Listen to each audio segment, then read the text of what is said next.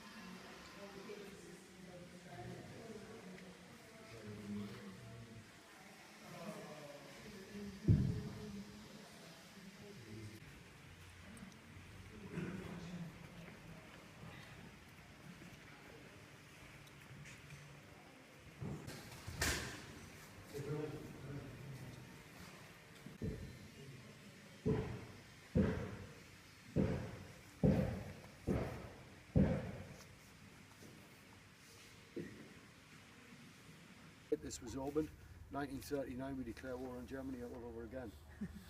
This memorial was quite badly damaged during the Second World War. The French were using it as an observation tower, so the Germans felt that if they can use it for some war-related thing, then we can fire on it. And still, some of the damage can be seen today, which was left for historical interest this year. Yeah. But the majority of the damage was restored. Okay. You can go up to the top of the tower. Can't remember how many steps it is. It's a while since I've been up there, but it's not a bad staircase to climb. Yeah. So right, let's go and take a look. Can I just ask, yeah. The pincer movement, as designed by Monash, how did that work exactly? Pincer movement wasn't designed by Monash. Wasn't it? Oh, right. Okay. It's an old historical manoeuvre. Okay. Yeah. Not the pincer movement, the actual battle. He planned this battle, right, to take Villers-Bretonneux. Yeah, I mean, Pompey Elliott was a big player in this one. And instead of trying to take the town front on, what they did was they attacked the lines around the sides of it, went around both sides and met up at the back. Going from that direction, coming this way. Right, so they went like so they went that direction, around the village, closed it off, and then the Germans inside were trapped. So did they come up this ridge, or was it more in that valley? No, it was more in that direction. They were coming to just this side of the village and the other side of the village. Surrounded it, cut the Germans off. Yeah. And that was the village liberated. So this hill here, why is the grave here? Like, why are the graves here? Like, I guess it's a convenient place to put it with a good view. Right. So did they capture this? This obviously looks important. It's high. Yeah. I mean, this was where the Australians decided to put their national memorial because of the proximity to Villers-Bretonneux and the fact that they'd beaten the Germans hands down there. But this would have been a graveyard straight after the battle, no doubt. This is a concentration graveyard. Ah. So Okay. a lot of these lads were brought in from around the battlefields, Right. which is why it's all nice straight lines. Yeah, whereas battlefield cemeteries, you get graves sort of in all sorts of directions. Hi, so we're at the Villers-Brett-Muir Memorial. This is the town of Villers-Brett-Muir behind us, where the school children are taught a lot about Australia, and there's a sign in the playground that says "Never Forget Australia." And on the 24th and 25th of April 1918, the Australians came up here in a battle plan designed by John Monash, a pincer movement coming from Amiens, which is behind me to the south. Can't see it today. But they came up and surrounded the town from both sides and met in the middle. And basically that was where the Spring Offensive of 1918, the German Spring Offensive, was stopped. And had they got into Amiens, they would have had access to the railhead directly into Paris. So it was a very, very important turning point of the war. And down here is the graveyard of all those wonderful young men who were sacrificed.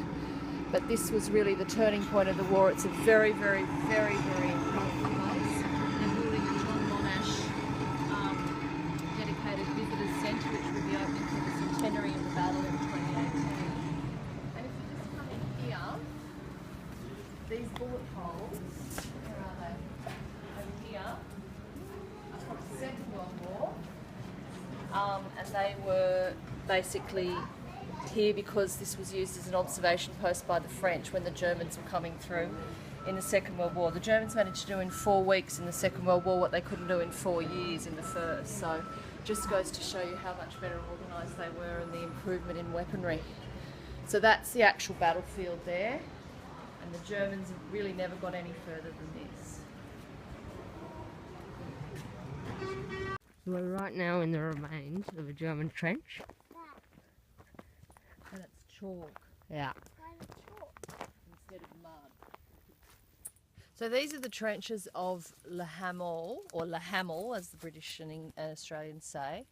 This was captured by the Australians in another battle orchestrated by John Monash, and he absolutely looked at every little detail of the battle, and it was like an orchestra. And as he said, like, it's okay, it's not enough just to play the notes well, you've got to play them well together. And he did things like take the artillery away and practice fire it to work out the range. He bombarded them day and night with gas and artillery, and then so the Germans knew to put their gas masks on, but on the actual day of the battle, in the bombardment, he didn't add gas, so they would have put their gas masks on. But stopping them from their aim. yeah, it's harder for them to fight, but he didn't use gas because he sent his troops in. What else did he do? He dropped the supplies using aeroplanes. He used the creeping barrage. He did all sorts of things to make it, and it was supposed to run for an hour and a half, and the battle lasted 93 minutes. So he was completely and utterly, organised. So give it to an engineer. Go John Monash. Freedom House is gone. That's what Sylvester told us anyway. Why did they fence it up? So you can't go in. No, they put their German concrete in and the house is gone. That was the cellar of an old house. Oh.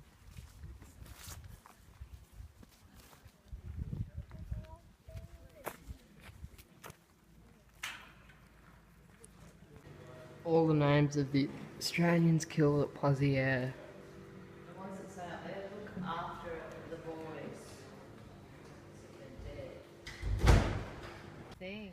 We read this like Oh my God. World War I reconstruction of a trench, and it's absolutely amazing. Note the guy's extra protection on the helmet Yeah. there, and I mean it looks Got like his it's all been gun. bombarded. This is brilliant. This is amazeballs. Machine gun. What's he shooting at? You know what? You could build this in your backyard. This is what you need to do in Yeah. Australia. Look This is incredible. Get as many photos as you can. This is unbelievable. This is what I want to do. Make This is something like this. Whoa, this is Look, there's a hole. Oh, You there's can a film through there. there's a foot. Where? Foot Oh, just there. shit. Put your look. See, there's a big opening there. Huey, you can put your camera through there and film it all properly. This is incredible.